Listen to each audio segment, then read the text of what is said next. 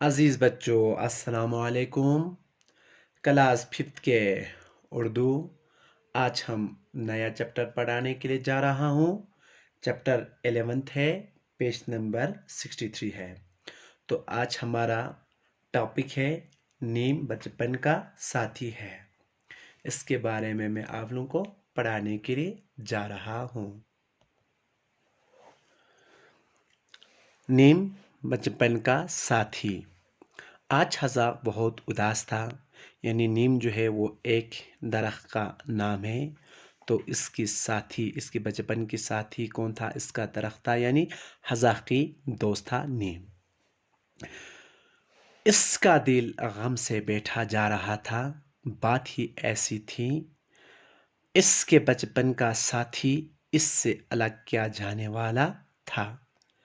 وہ نہ صرف بچپن کا ساتھی تھا بلکہ اس کی مرحومہ ماں کی نشانی بھی تھا، کیونکہ یہ درخت جو اس کی ماں نے لگوائی تھی، تو جس وقت یہ پیدا ہوئے تھے، یعنی حذا پیدا ہوئے تھے، اسی یعنی دوسرے دن جو اس کی ماں نے ایک پیڑ لگایا تھا۔ ٹھیک، نیم کا یہ پیٹ ماں نے خاص اس کے پیدائش کے دن لگوایا تھا۔ دونوں ساتھ ساتھ بڑے ہوئے تھے، بالکل جڑواں بھائی کی طرح ہیں۔ اب تو اس کا قد بھی کافی اونچا ہو گیا تھا، سایہ بھی کافی گنا تھا۔ ٹھیک بچوں، اب دیکھو، یہ دونوں کیا تھا؟ ایک جڑواں کی طرف تھا یہ دونوں، ٹھیک ہے۔ تو اس کی ماں نے یہ پیٹ لگوائی تھی، تو ان کے قد جو برابر ہوتے جا رہا تھا، سایہ بھی کافی گنا تھا۔ ماں کے بعد حذا کا زیادہ وقت نیم کے نیچے ہی گزرتا تھا۔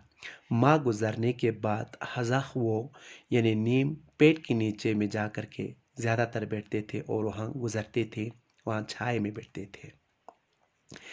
گرمی ہو یا برسات یا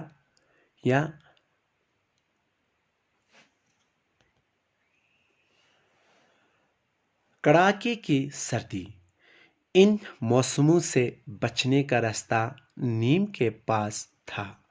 ٹھیک، چاہے کبھی سردی ہو، چاہے کبھی برسات آتی ہو، چاہے موسم میں زیادہ دھوپ آتے ہو، تو اس کے نیچے میں جا کر کے وہ بیٹھتے تھے۔ کون؟ حذا کو کسی موسم کی سختی کی پرواہ نہ تھی، اس سے تو ہر موسم سہانا لگتا تھا۔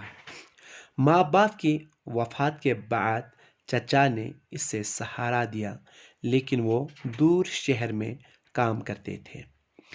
اب حذا کے ماں باپ دونوں دنیا سے گزر گئے تھے، وفات ہو گئے تھے، تو اس کا سہارا کس نے دیا تھا؟ اس کی چاچے کے پاس رکھا تھا، یعنی چاچا نے اس کو سنبھالا تھا۔ کس کو؟ حذا کو۔ لیکن وہ دور شہر میں کام کرتے تھے۔ کس نے؟ یعنی حذا کے چچا نے دور شہر میں کام کرتے تھے، اسی لیے گھر کافی دنوں بعد واپس آتے تھے۔ تو بہت دنوں کے بعد جو وہ گھر میں آتے تھے۔ کون؟ یعنی اس کی چچا۔ حذا کا چھوٹا سا ذہن یہ سمجھ نہیں پا رہا تھا کہ چاچی اس سے اس قدر ناراض کیوں رہتی ہے، کیونکہ اس کی چاچی جو ہے وہ اس سے ناراض کرتے تھے۔ کون؟ حذا کے ساتھ۔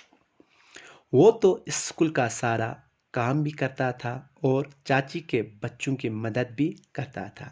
وہ اپنے اسکول کے سارا کام، یعنی پڑھائی وڑھائی، تو اس کے بعد اس کی لکھائی سب کچھ کرتے تھے۔ پھر اس کے بعد چاچی کے بچوں کی بھی خیال کرتے تھے اور ان کی مدد بھی کرتے تھے۔ کس نے؟ حذا نے۔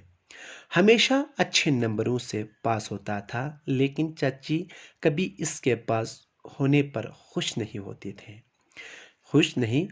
تھے۔ تو یعنی حذا نے یہ سارا کام کرنے کے باوجود بھی اچھے نمبر لے کر پاس ہو جاتے تھے، لیکن اس کی چاچی جو وہ کبھی خوش نہیں ہوتے تھے، ان کی باتوں پر، یعنی اس کے کام دیکھ بھال پر کبھی خوش نہیں ہوتے تھے۔ کس کی؟ حذا کی۔ ہاں، اس کا دوست نیم ضرور خوش ہوتا تھا، لیکن اس کا دوست کون تھا؟ نیم یعنی ایک پیٹ تھا، وہ خوش ہوتے تھے کس یعنی حذق کے ان قابلیت کو دیکھ کر، اور اسی خوشی میں جھوم جھوم کر اس کو خوب مٹھائی نمکولیان دیا کرتا تھا.